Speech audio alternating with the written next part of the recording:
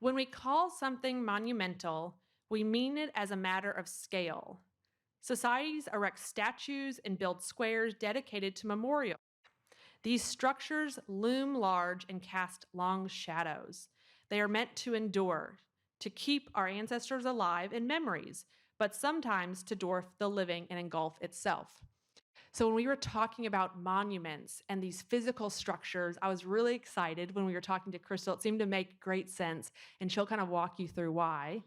So, I want to invite Crystal Gregory to the stage at Creative Mornings. Thank you. Hello.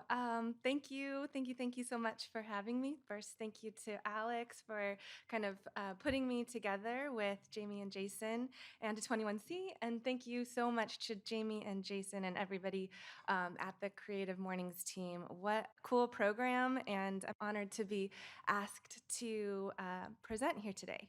So thank you. We are joining you here today and virtually from Lexington, Kentucky. And I wanted to just take a moment to recognize Indigenous folks have always lived on this land that we now call Kentucky and continue to live here today. So the place we now call Kentucky is primarily Shawnee, Cherokee, Chickasaw, and Osage land. I approach my practice through my hands. I approach my practice through my body, through making, touching, twisting, understanding materials, expanding my understanding on those materials, playing and sharing. I approach my practice as a sculptor who considers space and time with everything I do. The time it takes to listen to a material and learn about their histories, their associations, their stories.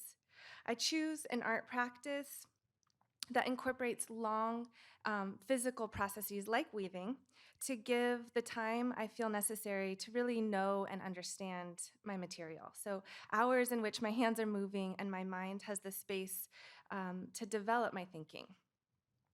When I first began to think about today's theme, Monumental, it occurred to me that to gauge scale, we must put something into comparison with it.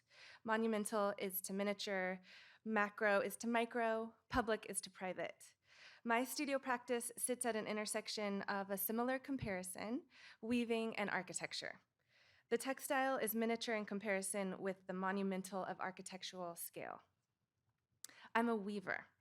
I have been weaving since my early 20s when I fell helplessly in love with it. I love the process, I love the rules, I love breaking the rules.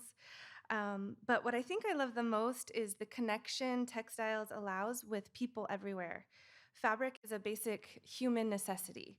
It touches our skin from the moment we're born and we're wrapped in our swaddling blankets till the moment we die. And we're almost nearly in constant contact with it. So, because of that, I think we each have a very intimate understanding of this material.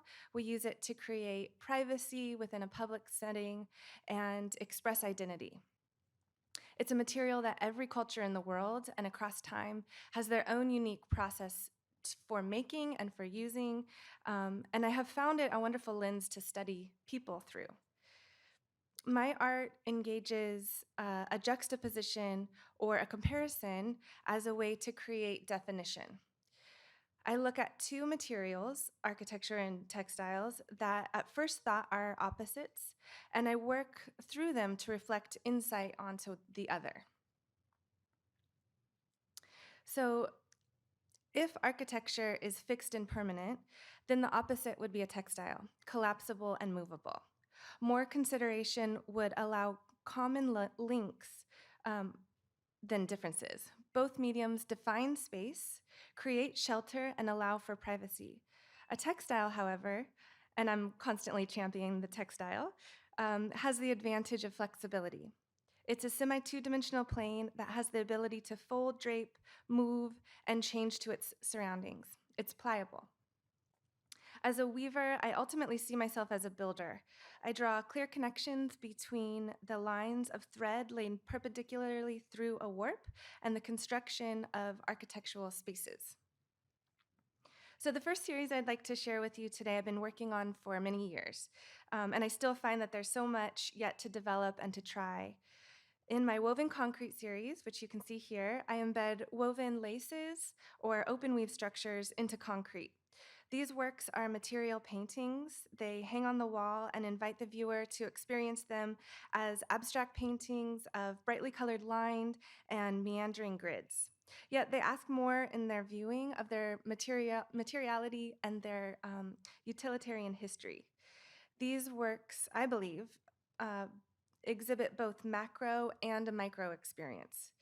They have the capacity to explain the interlacements of warp and weft as the eye can easily follow each thread through the openness of the weave structure. And yet, from a distance, they show a whole cloth embedded in and draping off of the surface of concrete slab. The concrete sort of smooshes through the grid, encapsulating and containing the line.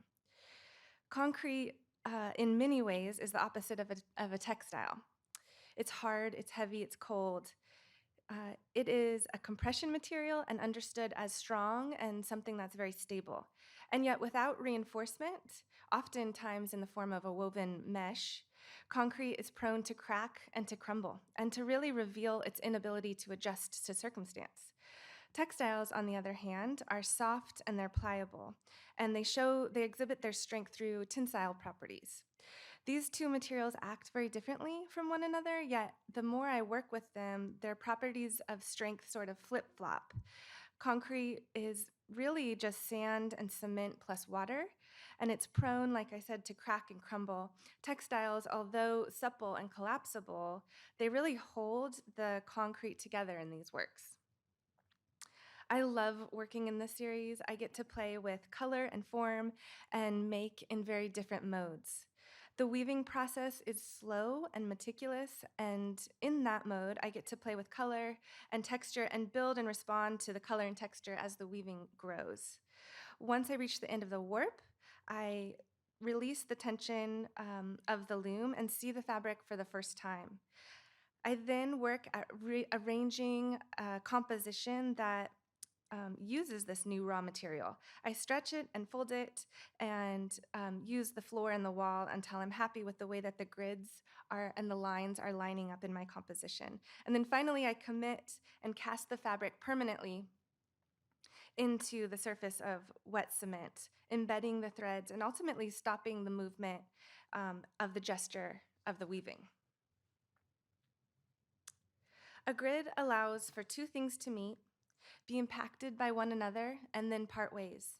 At the intersection of warp and weft, a negotiation must be made. One thread passes over while the other passes under. This may not change the individual thread, but it greatly affects the makeup of the textile. The meeting of warp and weft create the pattern, the fabric, the drape, and ultimately its use, its utility. In some ways, a gridded space promotes individualism. However, through this network of weaving, a gridded space, or a gridded weaving, or a gridded architectural space, also invites connectivity.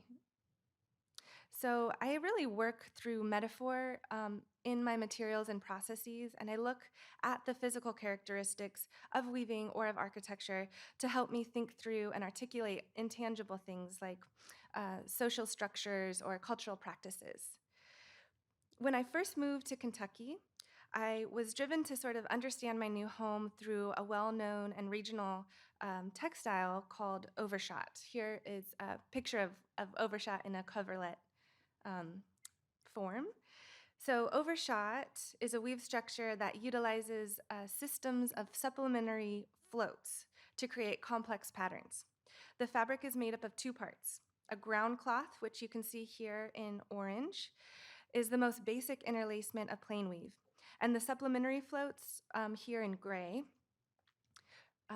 create complex patterns, adding dimension and surface to the textile.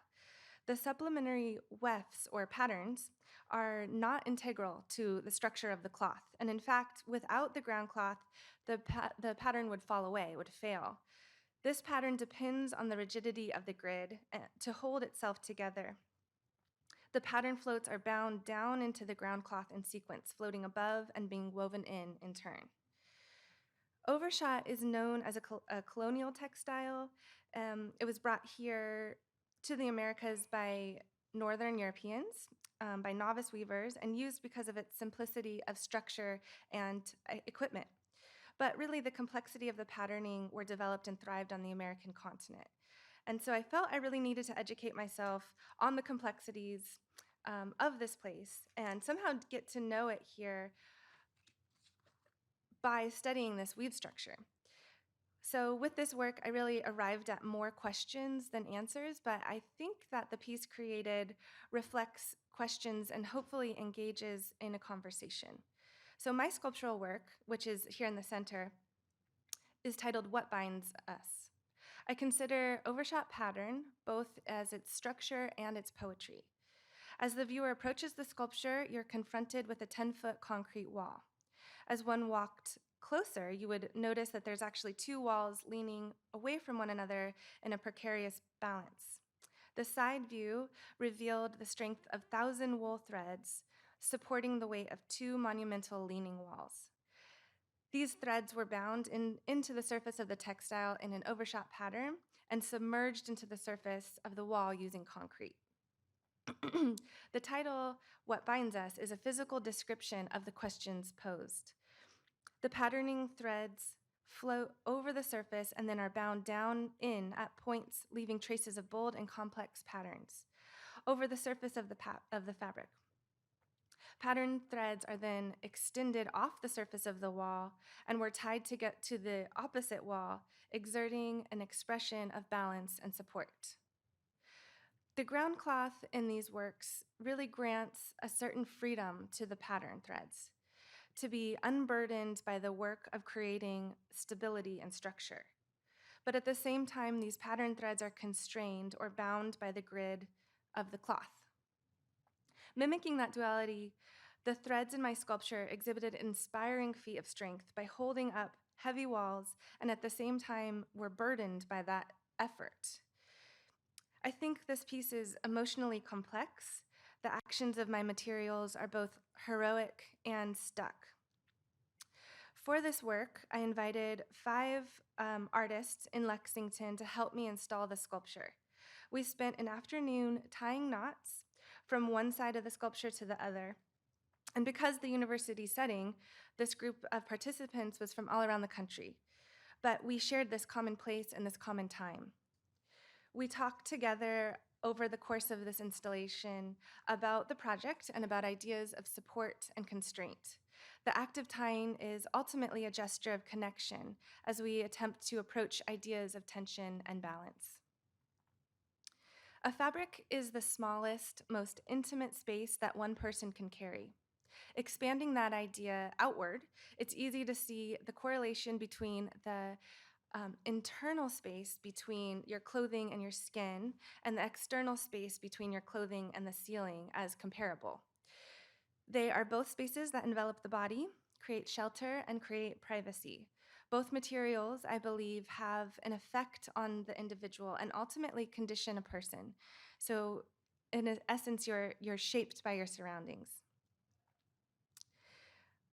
The next project I want to share was shown here at 21C downstairs in the project space in 2020. And then again, it was shown at Spring Break Art Show that same year.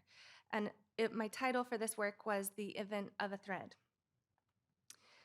Many artists in recent years have used this title, most famously Anne Hamilton, her work being at the Park Avenue Armory. But the title refers back further than that, to 1965, when Annie Albers described the event of a thread as something multilinear without beginning and without end. More broadly, it meant the constant possibility of reassessing relationships and restructuring conditions. The title suggests movement, action, performance, something that is never still and is in constant state of becoming. As a thread is laid out in the warp, it is put under tension and required to do a march up and down in movement. As a thread is laid in the weft, it meanders under and over its counterpart warp threads until released from the tension of the loom and allowed to shapeshift to conform to each new circumstance or surrounding. So whether in the building of a weaving or in the movement of a textile, the thread is never still. In my installation, I chose materials that were of those of support and transition. I worked with industrial scaffolding, textile, and concrete tube. In this installation, these utilitarian materials are taken from their natural environment and are asked to exhibit systems of support for one another. I use these industrial materials to stretch and support the weaving, creating a second loom essentially in the gallery. So, with this work, I had the incredible opportunity to collaborate with the modern dance company, The Moving Architects, which just happened to have a really good name, a very fitting name for my work. So, working closely with director and choreographer Erin Carlisle Norton and two of her dancers seen here, Bailey and Ashley. We talked about the movement required in the making of the fabric, the movement that is within a textile, how we use it in our daily lives, and what emotional kind of tone we wanted to strike with this work. So we workshopped and rehearsed here for 3 days. And the piece we formed incorporated phrases of actions, excuse me, and movements that describe strength and release, support and pliability, force and softness. What we made, I'm still sort of unpacking since the space between these two mediums of dance and sculpture are vast. But it opened up a lot of new connections for me around movement and time, around narrative. And I'm happy to say that I get to collaborate again with the Moving Architects this coming summer in a project in New Jersey. Let's see. So, lastly, over the course of this exhibition, I actively maintained the sculpture. I got to come back to 21C weekly, shifting and changing the composition of the materials each week to mimic the postures of the dancers. Oh, sorry, wrong way. Here we go. So each new composition expressed an effort towards finding postures of balance and support. And I really see this work as ever evolving and never actually stopped or stilled. Each finished composition kind of reflects a moment in time. So in the end, a textile and architecture are only the outlines for the life that occur within their boundaries. Edges, selvages, borders, walls, streets, hallways, they all are holding space for body and for movement. The materials are only the edges, the definitions, and the outlines, but they help to define and organize the intangible, to help to define the rhythms and shapes that bodies moving through space can create. So the last project that I want to share with you is actually a collaboration between myself and my sweetheart, and really our whole community.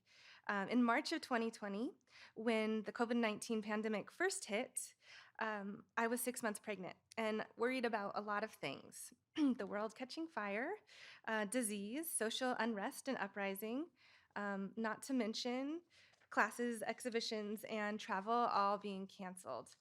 But I think selfishly, maybe, I was most worried about the new life that I was about to embark on and how it was going to change me on a personal level, how it was going to affect my time, my freedom, how becoming a mother and caring for a new person was going to keep me from late nights in the studio, from the practice that had always, until this point, driven everything in mine and my partner's life decisions, from how we spent our time to where we live and how we spend our money.